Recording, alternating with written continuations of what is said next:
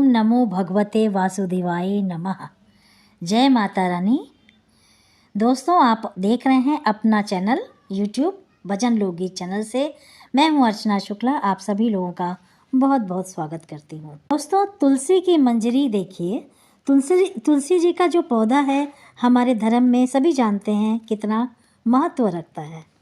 घर में हो, मंदिर में हो, जहाँ पर भी हो, पवित्र स्थल हो जाता है।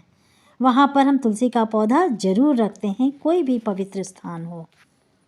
हर घर में तुलसी का पौधा रखने का शास्त्रों में बताया गया है, वर्णित है। ऐसा अगर हम करते हैं तो उसका हमें बहुत ज़्यादा लाभ मिलता है, बहुत तरीके से लाभ मिलता है। तो दोस्तों, तुलसी जी का जब हम पौधा घर में रखते हैं तो तुलसी दल, तुलसी पत्र का उपयोग तो हम पूजा पाठ में करते ही हैं। तुलसी को माता का स्वरूप माना गया है, लक्ष्मी स्वरूपा हैं, तो उनकी पूजा आराधना करते हैं। ऐसे में तुलसी के पौधों में अगर मंजरी आ जाए तो उसका हमें क्या करना चाहिए, इस वीडियो में वही जानकारी संपूर्ण तरीके से मैं आपको शेयर करने जा रही हूँ। चाहे तुलसी रामा हो या श्यामा, तुलसी का पौधा जब छोटा रहता है तो मंजरी नहीं आती, लेकिन जैसे जैसे बढ़ता जाता है ना तुलसी का पौधा, उसमें मंजरी आती रहती है। नए पत्ते निकलते हैं, तन बढ़ते हैं, तो उसके ऊपर मंजरी भी लगती है। देखिए, ऐसे में सबसे पहले मैं बता दूं कि अगर आपके घर में तुलसी है और तुलसी में मंजरी आती है तो बहुत ही शुभ होता है। ये बहुत शुभ संकेत देता है आपके जीवन के लिए। इससे धन के आगमन के स्रोत खुलते हैं। माता लक्ष्मी समझिए आप पर प्रसन्न है, तभी आपके घर की तुलसी में मंजरी आ रही है। अब दोस्तों, मंजरी आ जाती है तो उसका क्या करना चाहिए, क्योंकि शास्त्रों में ऐसा बताया गया है कि तुलसी पर मंजरी अगर आ जाए तो ये तुलसी माता के लिए बोझ हो जाता है, एक भार है। देखिए, पत्तों के ऊपर से मंजरी का आना होता है तो शास्त्रों में ऐसा भी बताया गया है कि ये एक तरह से भार या बोझ बन जाता है, तो उसे हमें हटा देना चाहिए। तुलसी की मंजरी हमें कब हटानी चाहिए, किस प्रकार हटानी चाहिए, और मंजरी हटाने के बाद हमें किस प्रकार से इसका उपयोग करना चाहिए, किस हटाने का शास्त्रों में वर्णित है कि सबसे अच्छा दिन जो होता है वह द्वादशी की तिथि को होता है। इस दिन अगर हम तुलसी की मंजरी हटाते हैं तो बहुत शुभ फलों की प्राप्ति होती है। तुलसी माता हम पर प्रसन्न होती हैं, मतलब कि लक्ष्मी माता हम पर प्रसन्न होती हैं। अब मंजरी देखिए, मंजरी कई लोग क्या होता है ना कि हरी मंजरी जब आई तभी हटा लेते हैं, मंजरी सूख जाने पर हटाते हैं। लेकिन ये बताऊंगी कि जब मंजरी आए, हरी रहे, तो ही आप उसे हटा सकते हैं, कोई दिक्कत नहीं है। सूखने का इंतज़ार आपको नहीं करना है, क्योंकि तब तक वो बोझ तुलसी माता पर बना रहेगा। तो तुलसी की मंजरी को आपको किस दिन नहीं तोड़ना चाहिए, तुलसी की मंजरी को अशुद्ध अवस्था में आप नहीं तोड़ेंगे, एकादशी की तिथि में भी आप नहीं तोड़ेंगे, रविवार के दिन भी आप नहीं तोड़ेंगे, मंगलवार के दिन भी कई लोग मानते हैं कि नहीं तोड़ना चाहिए। तो इस बात का ध्यान रखना चाहिए।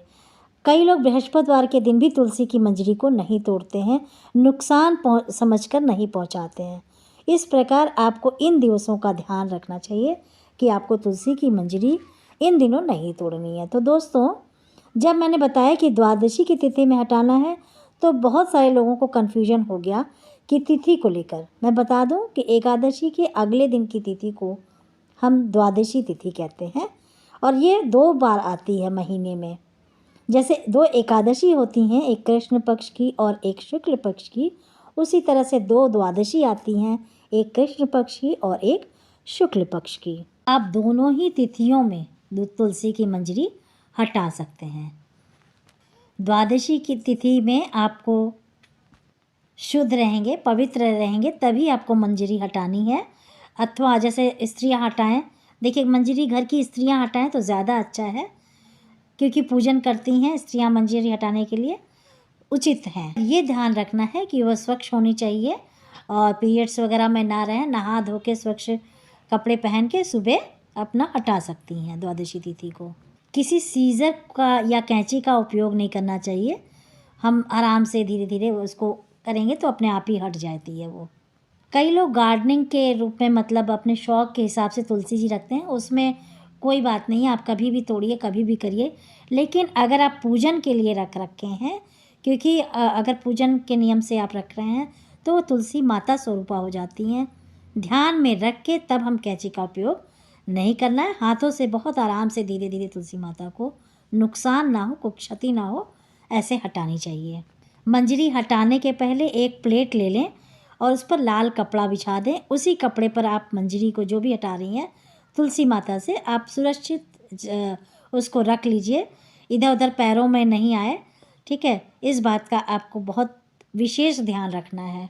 इनका उपयोग हम पूजा में भी कर सकते हैं, जैसा कि बताते हैं कि भगवान विष्णु को, भगवान कृष्ण को जब भी हम ठाकुर को भोग लगाते हैं तो तुलसी पत्र का होना बहुत ज़रूरी है, तो भोग स्वीकार, तभी वो भोग स्वीकार करते हैं।